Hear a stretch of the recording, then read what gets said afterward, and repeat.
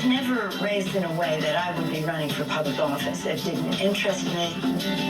When I graduated from college, I got married, had 5 children in 6 years. So that was my life. When the children were grown, the opportunity to run for Congress came along. She ran because another woman said, run. And she won, starting on a path that would make history, the first woman Speaker of the House. For our daughters and our granddaughters, today we have broken the marble ceiling. In her, so many saw themselves. I did feel a real responsibility to other women as I stood on the shoulders of those who went before. Now, it was her turn to say, run. And run they did, winning and making her Speaker once again. We didn't have a Speaker who would bring a gun bill to the floor. We didn't have a Speaker who would bring a Dreamers issue to the floor. We do now. And that's good for every American. But not everyone was on board. Nancy Pelosi, Pelosi, Pelosi. I'm a mother of 5, grandmother of 9. I know a temper tantrum when I see one. The power of the Speaker is awesome. Awesome.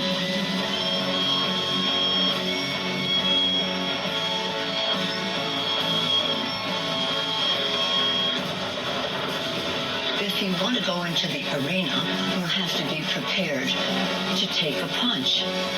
You also have to be prepared to throw a punch for the children. Throw a punch for the children. From running the House to Speaker of the House and taking on the White House unapologetic, unafraid. Madam Speaker. Congratulations, Madam Speaker. Madam Speaker. Madam Speaker. Madam Speaker.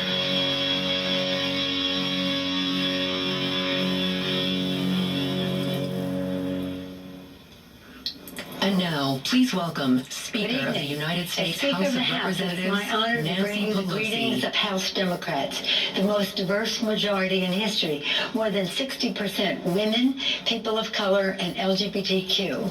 Our diversity is our strength. Our unity is our power. This month, as America marks the centennial of women finally winning the right to vote, we do so with 105 women in the House. Proudly, 90 are Democrats. To win the vote, women marched and fought and never gave in. We stand on their shoulders, charged with carrying forward the unfinished work of our nation advanced by heroes, from Seneca Falls to Selma to Stonewall. 4 years ago, when President Obama and Vice President Biden were in the White House, they made us proud, and their leadership made our country great. In that spirit, we come together now, not to decry the darkness, but to light a way forward for our country. That is the guiding purpose of House Democrats, fighting for the people. We have sent the Senate bills for lower health care costs, for bigger paychecks, for cleaner government, protecting John Lewis's voting rights, and enacting George Floyd Justice and Policing Act.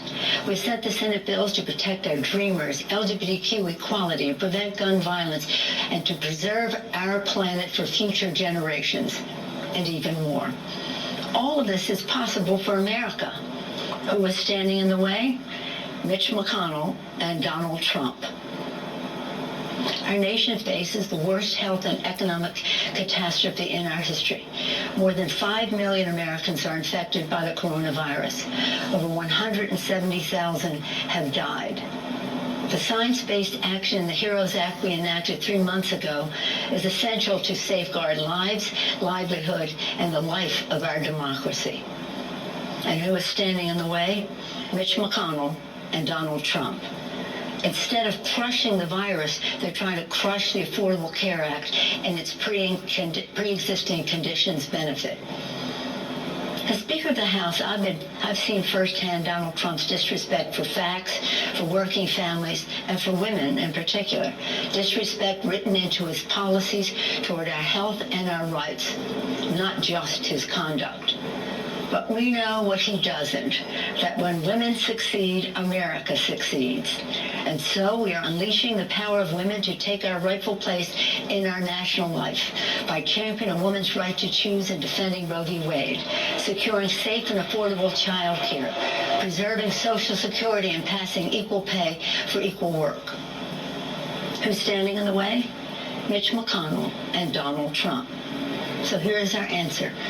We will remember in November when we will elect Joe Biden president, whose heart is full of love for America, and rid the country of Trump's heartless disregard for America's goodness.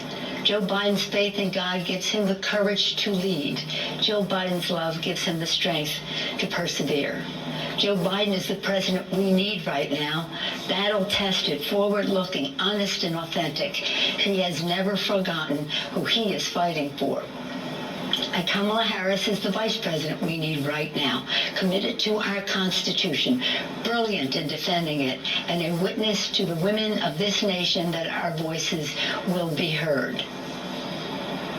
Our mission is to fight for a future equal to the ideals of our founders, our hopes for our children, and the sacrifices of our veterans, our brave men and women in uniform, and their families. We will increase our majority in the House. We will win a Democratic majority in the Senate.